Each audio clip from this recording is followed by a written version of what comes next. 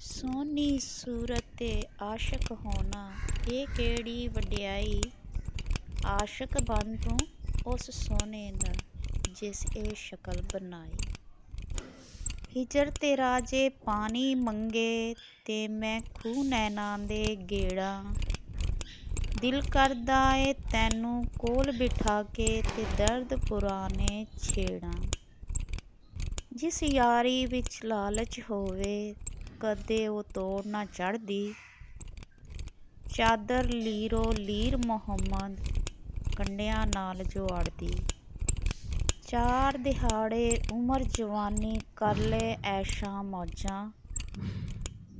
ਸਦਾ ਨੀ ਐ ਦੌਲਤ ਦੁਨੀਆਂ, ਸਦਾ ਨਾ ਲਸ਼ਕਰ ਫੌਜਾਂ। ਚੁੱਪ ਕਰੇ ਸੈਂ ਤੇ ਮੋਤੀ ਮਿਲਸਨ, ਸਬਰ ਕਰੇ ਤੈ ਹੀਰੇ। ਪਾਗਲਾਂ ਵਾਂਗੂ ਰੌਲਾ ਪਾਵੀਂ, ਨਾ ਮੋਤੀ ਨਾ ਹੀਰੇ। ਕਦਰ ਫੁੱਲਾਂ ਦੀ ਬੁਲਬੁਲ ਜਾਣੇ, ਸਾਫ਼ ਦਿਮਾਗਾਂ ਵਾਲੀ। ਕਦਰ ਫੁੱਲਾਂ ਦੀ ਗਰਜ ਕੀ ਜਾਣੇ।